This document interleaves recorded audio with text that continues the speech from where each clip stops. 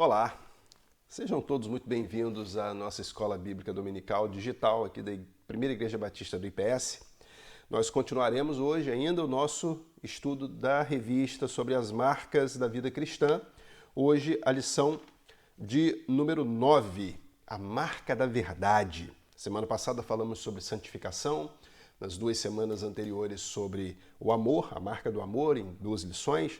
E hoje a gente continua falando sobre a marca da verdade. Nós vamos orar, entregar este tempo nas mãos do Senhor, assim como a nossa vida, para que possamos compreender a Escritura e possamos aplicá-la em nossa vida. Pai de amor, nós agradecemos por estarmos aqui neste tempo, dedicados ao estudo da Tua Palavra, Senhor. Que o Senhor nos ajude a compreender, nos ajude a aplicar o que aprendermos aqui na nossa vida, Pai, porque isso é muito importante. Muito obrigado, Pai, pela Tua Palavra que é viva e eficaz. Esteja conosco neste tempo, em nome de Jesus. Amém. Amém. Então, a marca da verdade, lição de número 9. Como sempre, se você não tem a revista, pode baixar no site da Convenção Batista Fluminense, entra lá no site Revista Palavra e Vida, Marcas da Vida Cristã. A versão digital é a mesma versão que nós estamos trabalhando aqui. Então, lição de número 9. Nós já estamos terminando o mês de maio, no próximo domingo já é junho, então a gente já está na reta final até da nossa revista. E hoje, como disse, a marca da verdade, né? Então, a gente, para poder falar sobre a marca da verdade, é interessante que a gente converse um pouquinho, porque a verdade ela é algo complexo de ser definido, né? A gente definir verdade não é fácil. O que é a verdade, né? A filosofia ela discute a verdade há milênios e não chegou a um conceito, não chegou a um ponto que seja pacífico entre os filósofos. Você tem tendência para um lado, tendência para o outro. A gente não vai entrar no ramo filosófico aqui da verdade, até porque o nosso objetivo é o estudo da Bíblia, né? Então a gente não vai adentrar muito nas questões filosóficas. E eu também não tenho conhecimento profundo para isso, então a gente alia as duas coisas, a gente vai ver a verdade enquanto a Bíblia nos apresenta, ou como a Bíblia nos apresenta. Mas a verdade é algo que instiga o homem desde sempre, que estimula o pensamento humano desde sempre. Agora, a questão é que para nós cristãos, a verdade ela não é conceitual. É difícil a gente conceituar a verdade e para nós ela não é conceitual. Para nós a verdade ela é personificada. Nós personificamos, nós conseguimos compreender que a personificação da verdade é Deus. Ou seja, a verdade ela é manifesta em uma pessoa ou em pessoas, né? Já que estamos trabalhando com a Trindade, Pai, Filho e Espírito Santo. A verdade, então, ela se manifesta nessas pessoas, por isso que o cristão ele não conceitua, mas ele personifica a verdade. E a gente não faz isso da boca para fora, lógico, a gente não faz isso como um mero exercício de consciência, de intelecto. A Bíblia nos apresenta isso. A Bíblia nos apresenta Deus, Pai, Filho e Espírito Santo como a verdade. E nós vamos ver alguns textos que nos mostram isso, já que nós precisamos embasar a marca da verdade, a gente precisa compreender como a Bíblia nos apresenta a verdade. Então, o Pai é a verdade, né? Nós vemos lá no Salmo 31:5 que nas tuas mãos entrego o meu espírito. Resgata-me, Senhor, Deus da verdade. Então o salmista ali está colocando Deus como sendo Deus da verdade. Então, o Pai, aqui a gente vê que no Antigo Testamento, principalmente, há uma alusão direta sempre a Deus Pai, né? Em João 14:24, e aí a gente vai usar 2 textos para poder compreender, aí Jesus fazendo uma alusão ao Pai como sendo a verdade. Em João 14:24, Jesus diz o seguinte: aquele que não me ama não guarda as minhas palavras. Estas palavras que vocês estão ouvindo não são minhas, são de meu Pai que me enviou. Então o que Jesus está dizendo aqui é que ele está testemunhando sobre o Pai. Ele é testemunha do Pai, ele está dizendo que as palavras não são dele. As palavras são do Pai que o enviou. Então ele está sendo testemunha de Deus.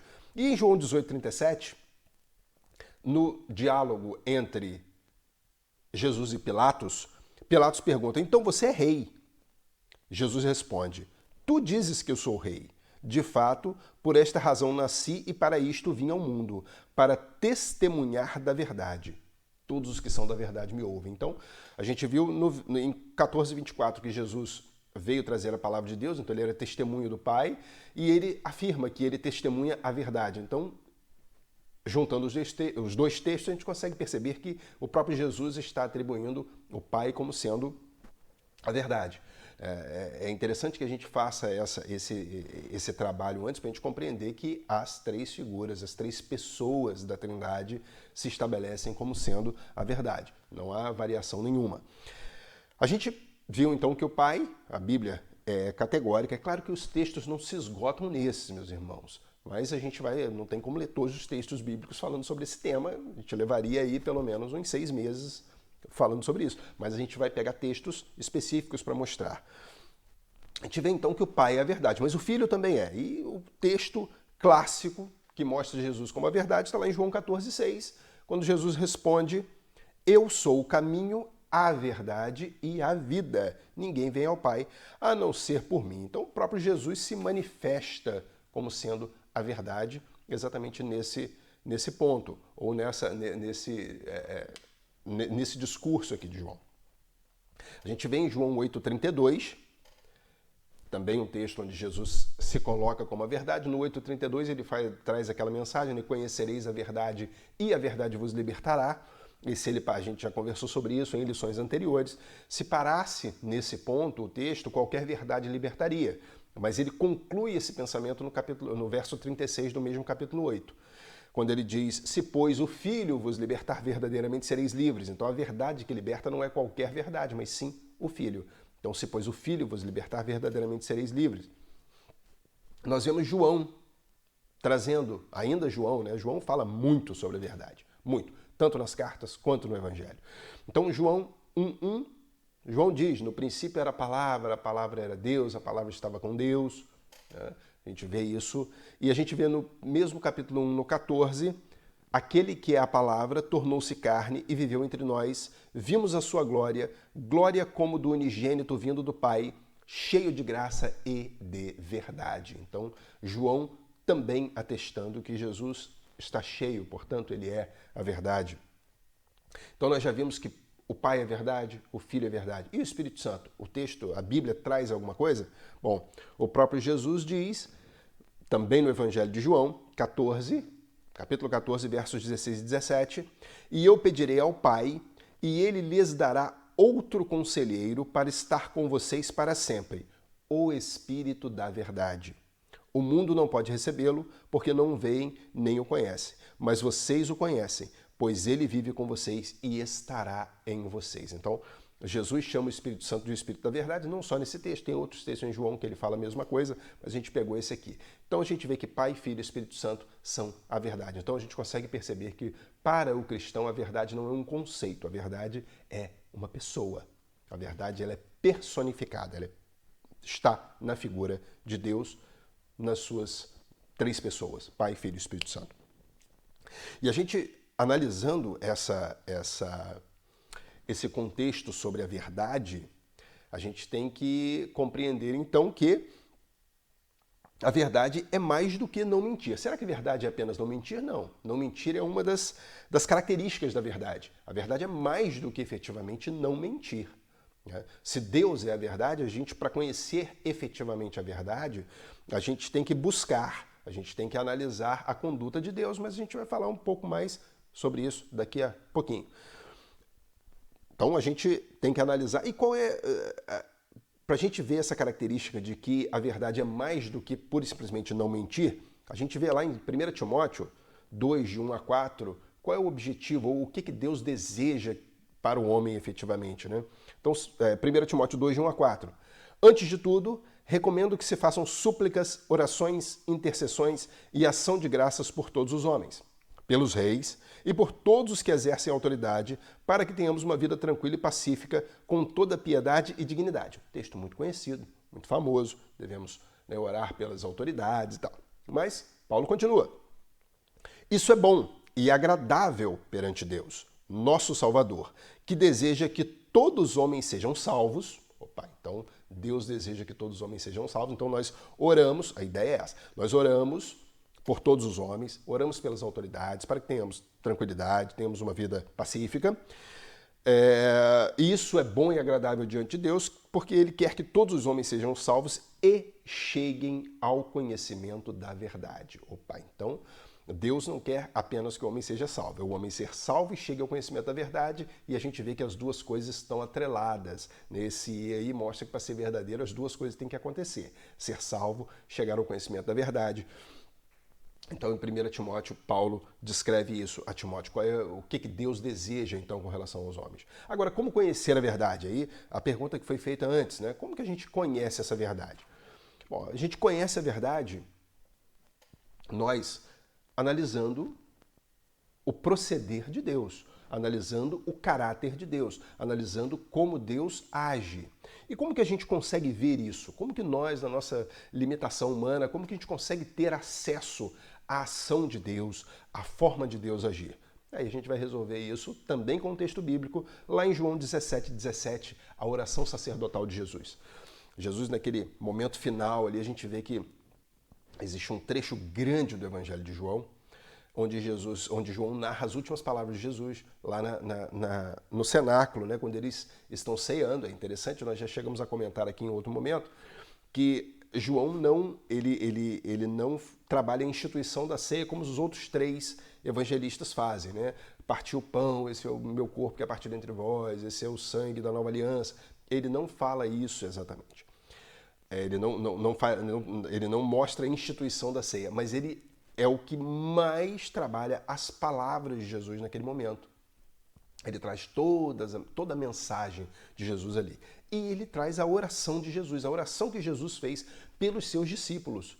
Pelos seus discípulos naquele momento. Isso está lá em João 17. Jesus ora pelos discípulos que estão ali e ora por nós também. Jesus ele diz, eu não peço apenas por esse, mas por todos aqueles que virão a crer, né, em mim, né, na tua palavra. Jesus então está orando por nós em João 17. A gente não vai ler o texto todo, mas vale a pena, como lição de casa, dar uma lida lá em João 17 com calma. A gente vê Jesus transcorrendo também sobre a verdade, falando sobre o testemunho dele do Pai, a obra dele que está naquele momento ali entrando na fase final, ele entregando os discípulos a Deus para que Deus tome conta dos discípulos, porque ele tomou conta enquanto estava no mundo e agora entrega ao Pai para que o Pai continue tomando conta. Isso tudo para aqueles e por nós também. João 17. Mas no verso 17, Jesus traz um texto que complementa aqui a nossa ideia.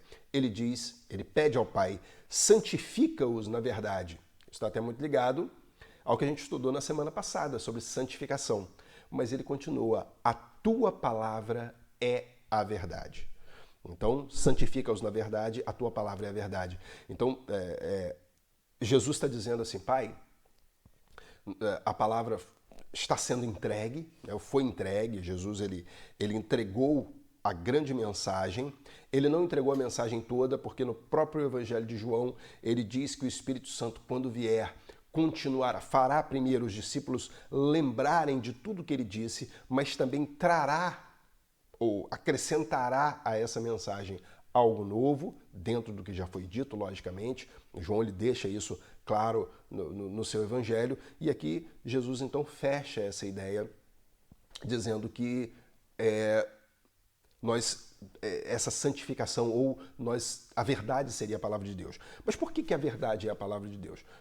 E aí é interessante, porque a gente só conhece Deus por meio da palavra. E se ela é a palavra de Deus e Deus é a verdade, consequentemente o que ele diz é a verdade. E se a palavra dele ela é verdadeira, nós só podemos conhecer Deus por meio da palavra dele. Experiências particulares me fazem conhecer Deus. Bom, oração me achega a Deus, né? Me coloca mais próximo de Deus. Claro, a leitura da palavra também.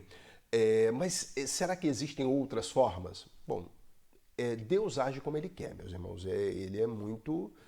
Deus tem liberdade de agir como Ele desejar. Então, se Ele quiser, por exemplo, né, falar diretamente, através de um conselho de um irmão, através até mesmo de uma profecia, de uma revelação, alguma coisa, ele vai fazer. O que nós temos que ter cuidado é que todos esses meios que não são a palavra propriamente dita, elas devem obrigatoriamente estar de acordo com a palavra. Então, por exemplo, eu tive um sonho, e nesse sonho foi um sonho revelatório, olha só, um sonho revelatório, em que Deus me leva para conhecer Abraão. Conheci Abraão, aquela barba branca, bela, bonita. Gente, como Abraão, nosso grande pai. Gente, isso aí é um negócio meio esquisito, né? Pô, você entender isso como uma revelação, você sonhar que você conheceu Abraão é uma coisa. Sonhar é sonhar, né? Então você tá ali, você sonhou, você chegar e dizer assim, poxa, eu tive um sonho, que eu estava no céu, vi Abraão, tal, é um sonho, beleza. Agora, eu tive um sonho revelatório onde Deus me levou e Ele me mostrou e Ele queria que eu mostrasse para a igreja. Não, aí a coisa já mudou de figura, isso não está muito de acordo com a Bíblia, não. Então, a Bíblia é o nosso parâmetro. Até mesmo para quando Deus se revela de alguma maneira, a Bíblia é o parâmetro, de uma maneira que não seja exclusivamente a Escritura, apesar disso não ser tão comum, meus irmãos.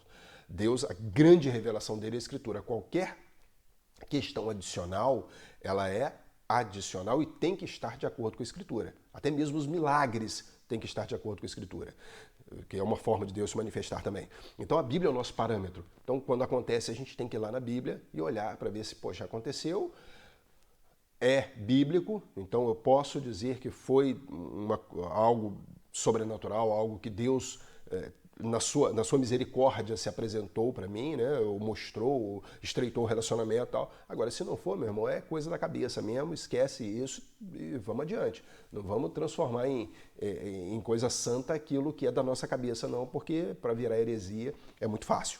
Tá? Pois bem, então a gente consegue ver aí, a gente consegue analisar que estar na palavra é o modo de conhecer, ou a palavra é o modo de conhecer a verdade. Isso é fundamental.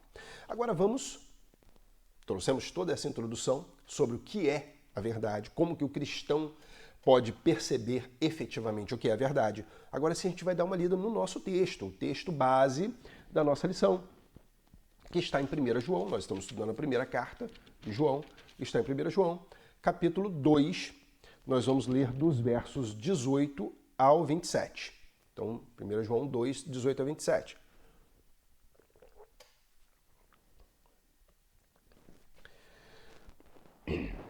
Nos diz assim a palavra do Senhor: Filhinhos, esta é a última hora, e assim como vocês ouviram que o anticristo está vindo, já agora muitos anticristos têm surgido. Por isso sabemos que esta é a última hora. Eles saíram do nosso meio, mas na realidade não eram dos nossos, pois se fossem dos nossos, teriam permanecido conosco. O fato de terem saído mostra que nenhum deles era dos nossos. Mas vocês têm uma unção que procede do Santo, e todos vocês têm conhecimento. Não lhes escrevo porque não conhecem a verdade, mas porque vocês a conhecem, e porque nenhuma mentira procede da verdade. Quem é o mentiroso senão aquele que nega que Jesus é o Cristo? Este é o anticristo, aquele que nega o Pai e o Filho. Todo que nega o Filho também não tem o Pai. Quem confessa publicamente o Filho tem também o Pai. Quanto a vocês, cuidem para que aquilo que ouviram desde o princípio permaneça em vocês. Se o que ouviram desde o princípio permanecer em vocês, vocês também permanecerão no Filho e no Pai. E esta é a promessa que ele nos fez, a vida eterna. Escrevo-lhes essas coisas a respeito daqueles que os querem enganar. Quanto a vocês, a unção que receberam dele permanece em vocês, e não precisam que alguém os ensine, mas, com a unção dele recebida, que é verdadeira e não falsa, os ensina acerca de todas as coisas, permaneçam nele, como ele os ensinou. E nós vamos ler ainda o segundo texto, que está na nossa lição, que é ainda em 1 João, capítulo 4, versos de 1 a 6. 1 João 4, de 1 a 6. Amados, não creiam em qualquer espírito, mas examinem os espíritos para ver se eles procedem de Deus, porque muitos falsos profetas têm saído pelo mundo. Vocês podem reconhecer o Espírito de Deus deste modo. Todo espírito que confessa que Jesus Cristo veio em carne procede de Deus, mas todo espírito que não confessa Jesus não procede de Deus. Esse é o espírito do anticristo, acerca do qual vocês ouviram que está vindo e agora já está no mundo. Filhinhos, vocês são de Deus e os venceram, porque aquele que está em vocês é maior do que aquele que está no mundo. Eles vêm do mundo, por isso o que falam procede do mundo e o mundo os ouve. Nós viemos de Deus e todo aquele que conhece a Deus nos ouve, mas quem não vem de Deus não nos ouve. Dessa forma, reconhecemos o Espírito da verdade e o espírito do erro. Bom, a gente sabe que João traz toda essa ideia, né, de verdade, isso é muito forte no Evangelho de João. Se nós olharmos, por exemplo, nas cartas, a questão da verdade, tanto nos evangelhos quanto nas cartas, nós pegarmos só as cartas, o que nós já estudamos, nós vemos no capítulo 1, verso 6, se afirmarmos que temos comunhão com ele, mas andamos nas trevas, mentimos e não praticamos a verdade. 1:8, se afirmamos que estamos sem pecado, enganamos a nós mesmos e a verdade não está em nós. 1:10, se afirmamos que não temos cometido pecado, fazemos de Deus um mentiroso e a sua palavra não está em nós. 2:4, aquele que diz eu o conheço, mas não obedece aos mandamentos é mentiroso e a verdade não está nele. 2:21, não lhes escrevo porque não conhecem a verdade, mas porque vocês a conhecem e porque nenhuma mentira procede da verdade. A gente acabou de ler esse texto. Então, João dialoga muito com essa questão da verdade. Ele fala muito sobre isso. Se a gente for para o Evangelho, a gente viu vários textos que colocam Jesus como sendo a verdade, o Espírito da verdade e por aí vai. Então, João fala muito sobre isso. É um tema recorrente em João. E aí a gente tem que lembrar o motivo da carta. Por que João fala tanto sobre a verdade? Porque a carta, João escreve a carta para combater uma heresia, né, que é a heresia dos gnósticos. Aqueles que defendiam a necessidade de um conhecimento oculto para se chegar à salvação. Isso é uma flexibilização da verdade. Quando a gente diz que é necessário alguma coisa além de Jesus para a salvação, a gente está flexibilizando a verdade e flexibilizar a verdade ou relativizar a verdade é uma mentira. Quando o gnóstico fala isso, ele está relativizando a verdade que é absoluta. Lógico, a verdade absoluta é Cristo, é Jesus. Quando ele diz que precisa de alguma coisa além de Cristo, um conhecimento oculto, então ele está relativizando essa verdade e isso é heresia. Pura e simples, heresia. A gente vê que filosoficamente, se a gente for para a filosofia, como citamos anteriormente, a gente não vai entrar nos aspectos filosóficos, mas se a gente buscar, principalmente os conceitos mais modernos, filosóficos sobre verdade, a verdade ela é relativa, a verdade ela é pessoal, a verdade ela é fluida, a verdade depende da interpretação, depende de valores das pessoas, depende do que ela acredita, depende dos princípios dela, depende de tudo. Então a pessoa, o agente é responsável pela verdade, né? Nós podemos dizer dessa forma. Nós vimos que isso não é verdade para nós cristãos. A verdade é personificada na figura de Deus. A questão toda é que quando a gente relativiza a verdade de acordo com o coração humano, a gente tem um problema muito sério. Né?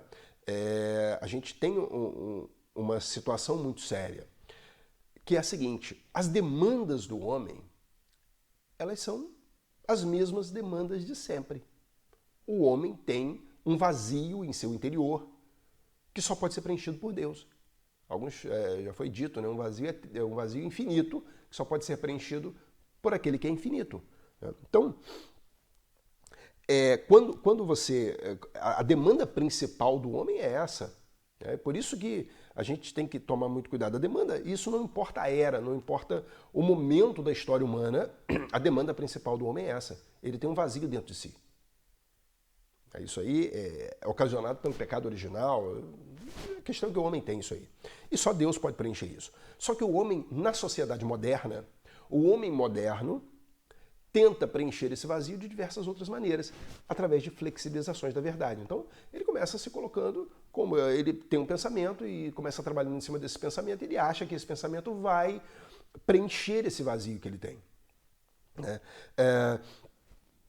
O nosso autor chega a dizer aqui que, uma frase até muito, muito bacana, né? O homem moderno prefere a mentira que conforta à verdade que confronta. Porque ser confrontado ninguém quer. A mentira, ela é confortável, ela conforta o homem, ela traz conforto ao homem. Essa mentira, ela é muito mais tranquila de ser admitida do que a verdade que confronta o homem com a real situação dele.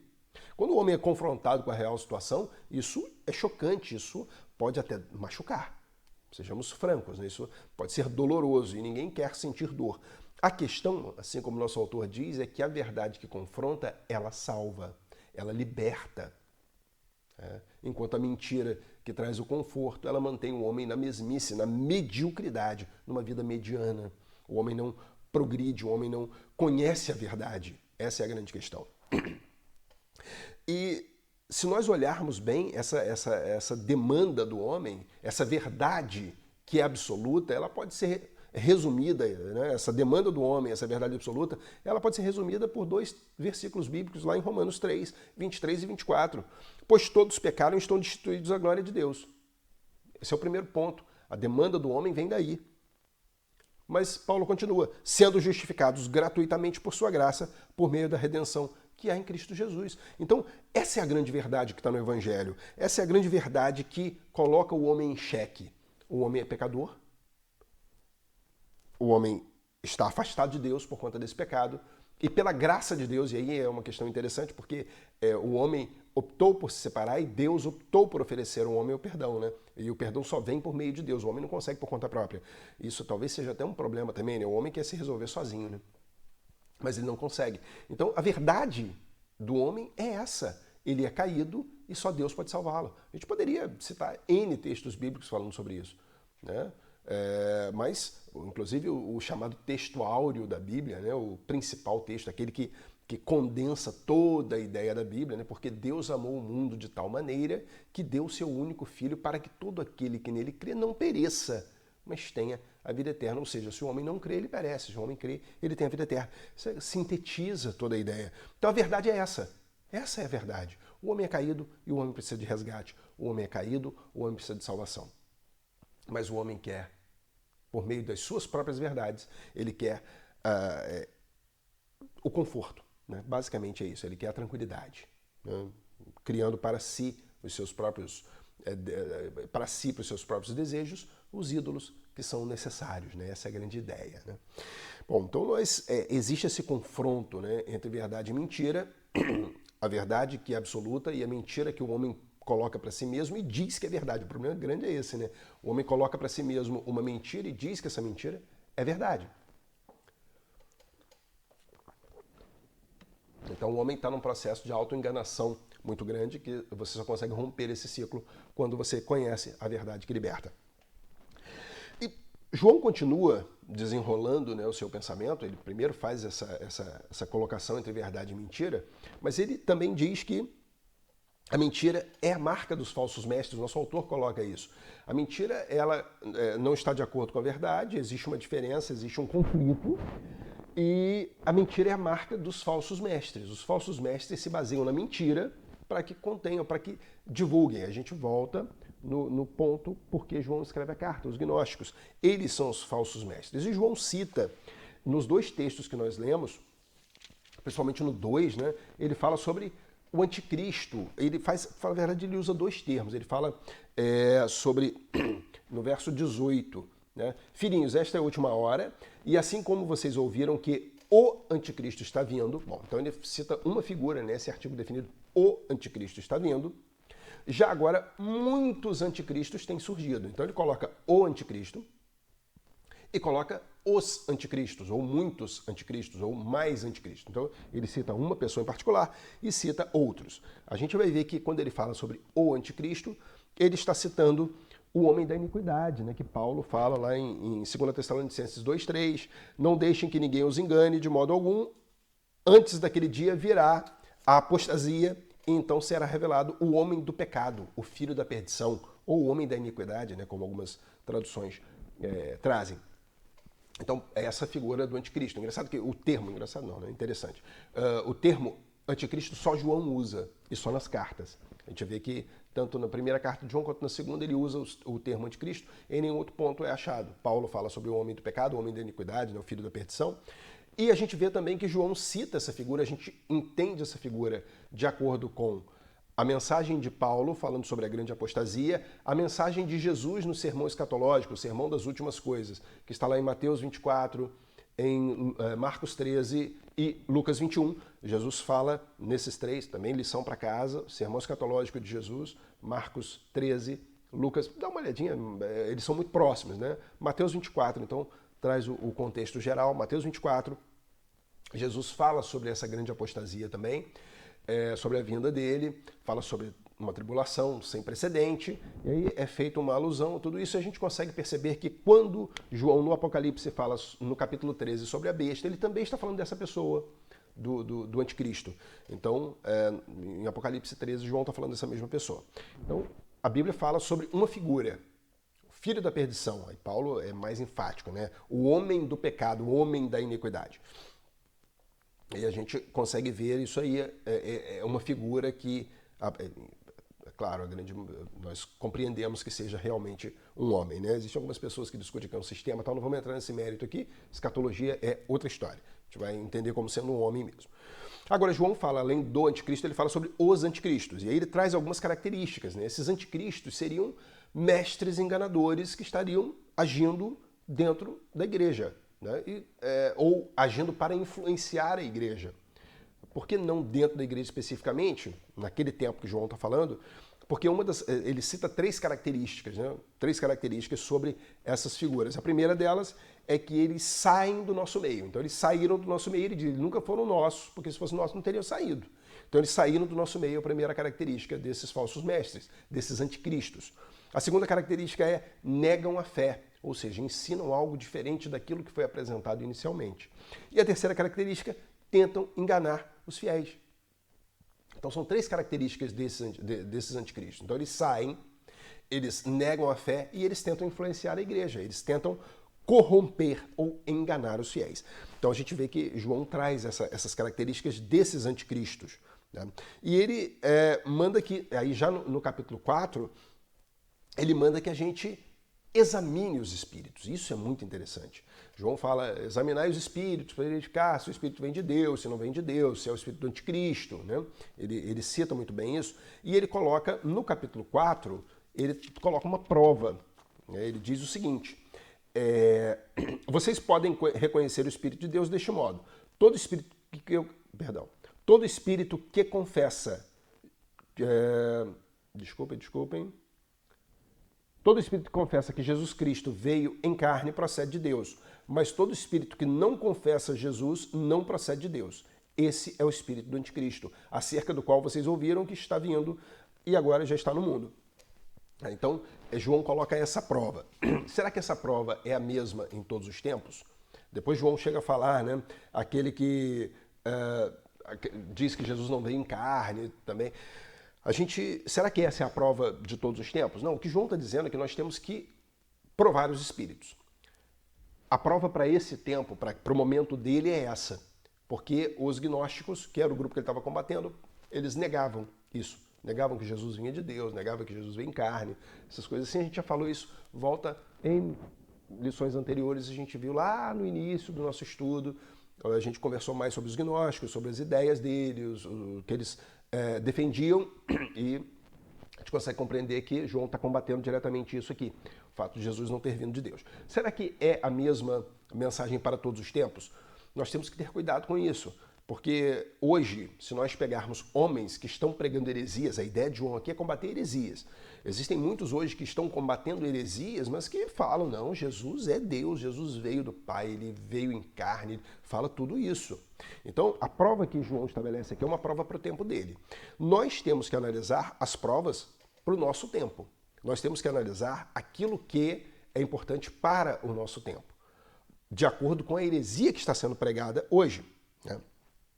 E hoje, vamos pegar um exemplo aqui de heresia. Nós temos diversas, né? Mas um exemplo de heresia que está sendo pregada hoje, a gente vê que é a questão da hipergraça. A gente já chegou a falar também em lições anteriores sobre isso, não usando esse termo.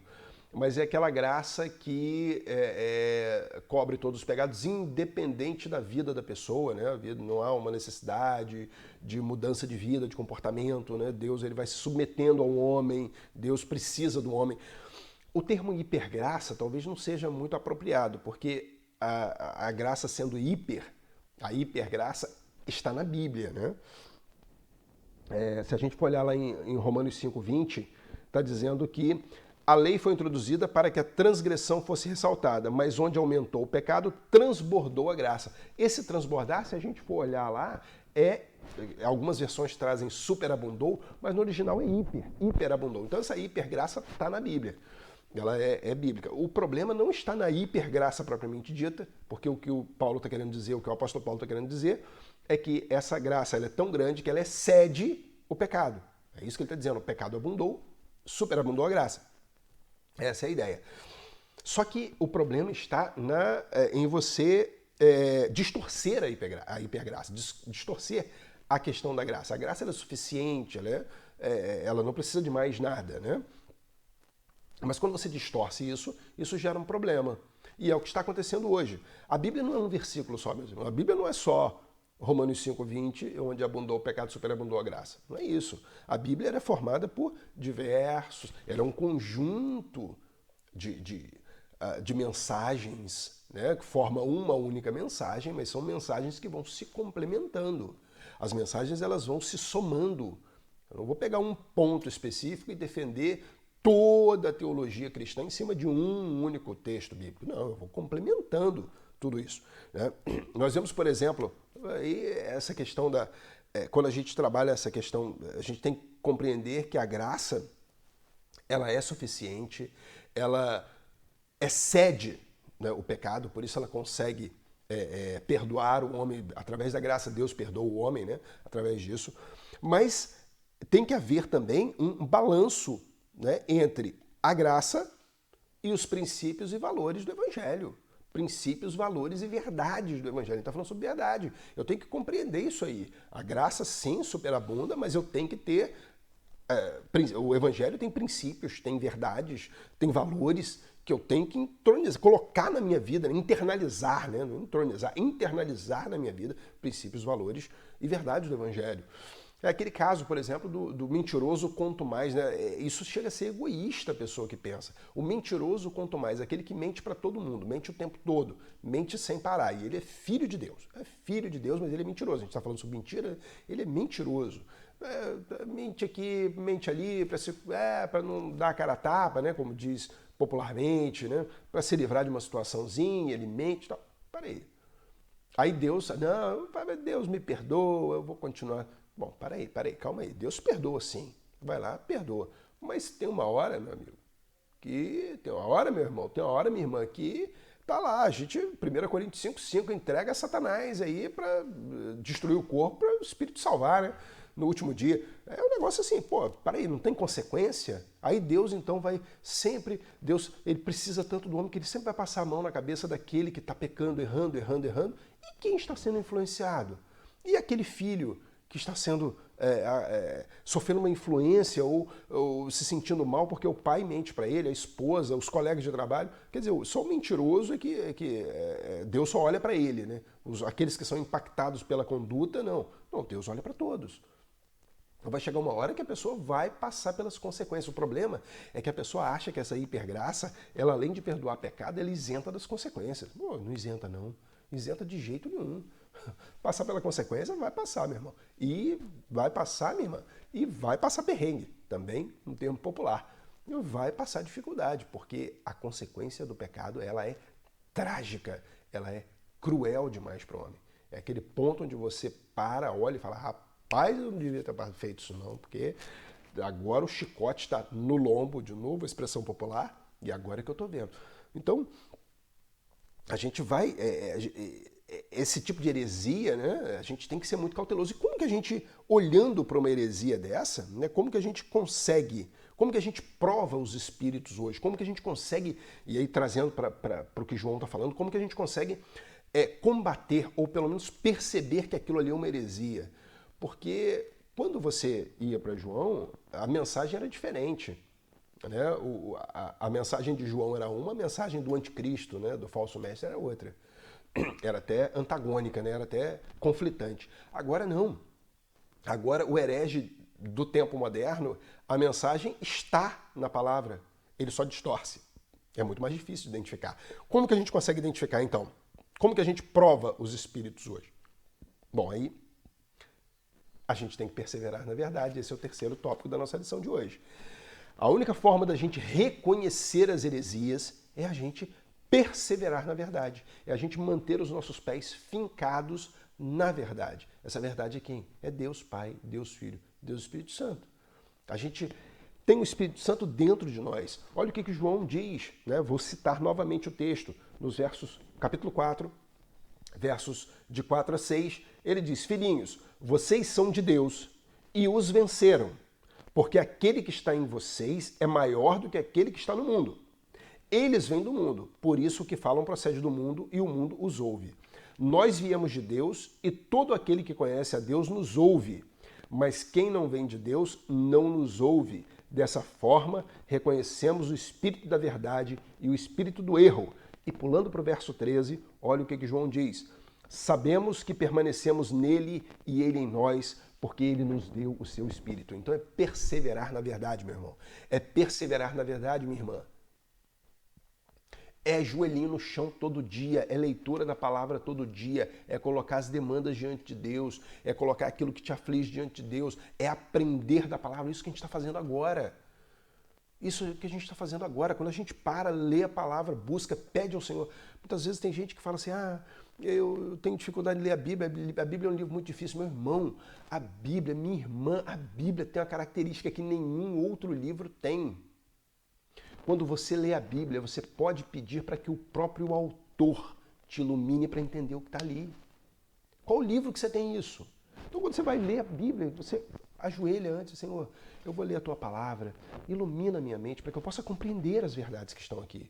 E é ele que é o autor, é ele que vai iluminar para que você compreenda. Nenhum outro livro tem essa característica. Então, não precisa ter medo de ler a palavra, é ler, compreender, colocar no coração e praticar. É assim que tem que ser. Nós devemos nos encher da palavra. 2 Timóteo 2,15. Olha o que Timóteo diz, o que Paulo diz a Timóteo. Procure apresentar-se a Deus aprovado, como obreiro que não tem do que se envergonhar, que maneja corretamente a palavra da verdade. Meus irmãos, será que a gente está sabendo manejar bem a palavra da verdade? Será que a gente está sabendo lidar bem com a palavra?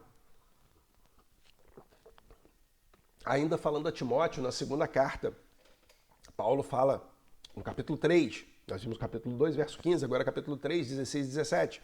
Paulo diz, toda a escritura é inspirada por Deus e útil para o ensino, para a repreensão, para a correção, para a instrução na justiça, para que o homem de Deus seja apto e plenamente preparado para toda boa obra. É na palavra que a gente vai estar preparado e apto. Porque ela serve para ensinar, ela serve para repreender, para corrigir, para instruir. Mas a gente não quer, a gente viu em lições anteriores, né? A gente viu o nível de intimidade com Deus, a gente é aquele que vem só no domingo, né? E ouve a pregação do pastor, claro, a gente tem que ouvir, lógico que sim, temos que ouvir o pastor, foi colocado por Deus para nos conduzir na igreja aqui, por exemplo, o pastor Márcio, todos os seus auxiliares, pastores também, Deus os colocou para conduzir o seu rebanho, para tomar conta do seu rebanho, nós vamos ouvir, mas não é só isso. A gente tem que estar buscando a palavra, e não é buscando em videozinho na internet não, meu irmão. Não é buscando em videozinho na internet, no YouTube não, minha irmã. É buscando na palavra, tá? Esse negócio de teologia do YouTube, isso aí a gente tem que ser muito cauteloso com isso. A gente tem que saber, é na palavra o que a gente precisa. A nossa fonte tem que ser a própria palavra. Eu tenho dúvida. Aí não, aí beleza, tem dúvida. Pode acontecer, claro. Tem alguns textos bíblicos que são... Aí você olha e fala assim, rapaz, não estou entendendo isso aqui não. Aí sim, conversa com o pastor, conversa com alguém, porque a função dele, o pastor também está aqui para isso, né? O conduzir o rebanho também é ensinar, né? Então, na EBD, expõe as questões, aqui a gente está nesse ambiente digital online, a gente não tem como os irmãos daí estarem interagindo, mas vai numa classe presencial, procura, troca ideia, coloca ali a questão, e é o debate, aquilo ali vai construir, vai mostrar. Então a gente tem que estar cheio da palavra, tem que buscar essa completude na palavra, né? Mas a gente tem que ler a Bíblia, meus irmãos, e buscar nela o que ela tem, não aquilo que a gente quer que ela tenha. Tá? Isso também é uma coisa interessante, que a gente tem que ter muito cuidado. Tem muita gente que vai para a Bíblia pesquisando as verdades que sejam de acordo com o que a pessoa pensa. A gente vê João 5, 37 a 40, um texto que mostra isso. A gente vê que Jesus estava respondendo aos judeus, ele cura um homem paralítico e os judeus começam discutindo, né? Pô, mas não podia curar, porque é sábado, ele levanta, pega a tua cama e leva, e aí, não, mas você não podia levar a cama porque hoje é sábado. Não, mas o homem que me curou disse que era para levar a cama. Não, mas não pode. Foi quem que te curou? Não sei. Aí Jesus encontra com ele no templo e tal. Aí ele vem e diz para os judeus, olha, foi Jesus. Tal. Não, mas ele não pode. Aí eles vão em cima de Jesus. Aí Jesus começa um daqueles famosos embates, né, com os judeus. E ele, isso tudo no capítulo 5, a partir do verso 37, olha o que Jesus diz. E o Pai que me enviou, ele mesmo testemunhou a meu respeito. Vocês nunca ouviram a sua voz, nem viram a sua forma, nem a sua palavra habita em vocês, pois não creem naquele que ele enviou. Vocês estudam cuidadosamente as Escrituras, porque pensam que nelas vocês têm a vida eterna. E são as Escrituras que testemunham a meu respeito. Contudo, vocês não querem vir a mim para terem vida. Olha o que Jesus está dizendo. Olha, vocês estão estudando a Bíblia, vocês estão estudando a palavra, mas a palavra não está em vocês, não. Sabe por quê? Porque a palavra fala de mim e vocês estão me recusando. Se a palavra fala de mim e vocês não estão me aceitando, a palavra não está em vocês. Vocês estão buscando na palavra apenas aquilo que vocês querem. Ah, não pode no sábado, então por que no sábado não pode carregar o leito e Jesus mandou carregar o leito no sábado? Jesus é um herege. Não, ele está buscando a verdade dele ali dentro da Bíblia, está adequando a Bíblia à sua verdade. E isso a gente não pode fazer. Aí isso também gera heresia, meus irmãos. Então nós temos que ir na Bíblia, buscar na Bíblia a verdade e dentro dessa verdade, nós mergulhados nessa verdade, é que nós conseguiremos combater as heresias modernas, assim como João combateu as heresias do passado, estando dentro da palavra. Né? A gente vê que Jesus resistiu às tentações pela palavra. A gente vê que a gente consegue vencer tentações, heresias e consegue ver o que realmente Deus quer através da palavra. E a gente voltando lá para aquele texto de João 17, na oração sacerdotal. Santifica-os na verdade, a tua palavra é a verdade. Nós temos que estar mergulhados na santa palavra de Deus, que é a única forma de conhecermos profundamente o que Deus quer e como ele se revela ao homem. Sem subterfúgios, sem meandres, sem entremeios, sem curvas, é direto. Né? Nós vamos concluir a nossa lição de hoje sobre verdade, lendo a conclusão do nosso autor e deixando aquelas perguntas para reflexão que ele coloca aqui. O nosso autor traz na conclusão o seguinte: a vida cristã é algo que nos desafia todos os dias. Ler a palavra é ser confrontado, cortado e polido por Deus. Moldando moldando nosso ser à luz do caráter de Cristo. Então, isso é o que a palavra traz. Nesse processo, a verdade deve ser um prisma fundamental. João deixa claro, a mentira é marca dos filhos do diabo e a verdade pertence aos filhos de Deus. Não podemos achar natural o cristão viver e relacionar-se com mentiras. Devemos fugir da mentira e do engano, caminhando na luz da verdade e assim declarar que somos filhos verdadeiros de Deus. Para pensar e agir, as nossas perguntas para reflexão. Primeira, hoje nós temos 3. A primeira, em seu relacionamento diário com a Bíblia Sagrada, o que você tem buscado?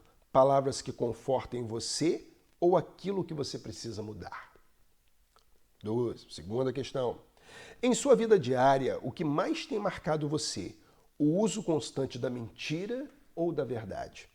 Terceira questão. Você pode afirmar que conhece a verdade das Escrituras? Tem vivido um evangelho de verdade? Essas são as perguntas, as reflexões que ficam para nós. Que a gente possa refletir nisso, que a gente possa refletir nessas questões e que possamos, a partir dessa reflexão, entrarmos e vivermos de acordo com a palavra. Se já estivermos, agradecermos a Deus pela graça dele e se não estivermos, nos ajustarmos. Nós vamos orar neste tempo, entregando esse momento agradecendo a Deus, né, por esse momento de estudo, né, da tua palavra, da palavra dele que é tão poderosa, né, para agir em nossa vida.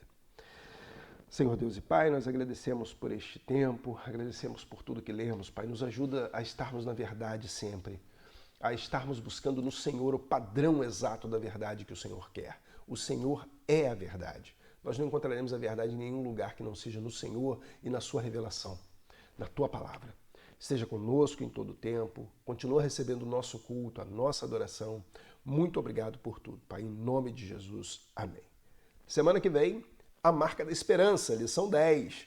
Se você quiser lendo, 1 João 2,28, 3,10, dá uma lida, aquilo que a gente sempre fala, lê o texto, vai pensando ao longo da semana, dá uma lida, só 2 versículos, só 2 versículos, é de 2,28 ao 3,10. São alguns versículos, poucos versículos, que a gente precisa estudar.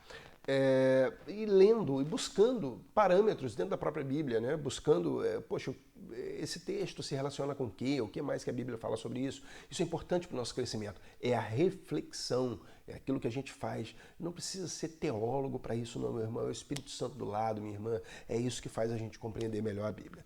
Então, que o Senhor nos abençoe, possamos ter uma vida cada vez mais pautada na verdade. Um grande abraço e até lá.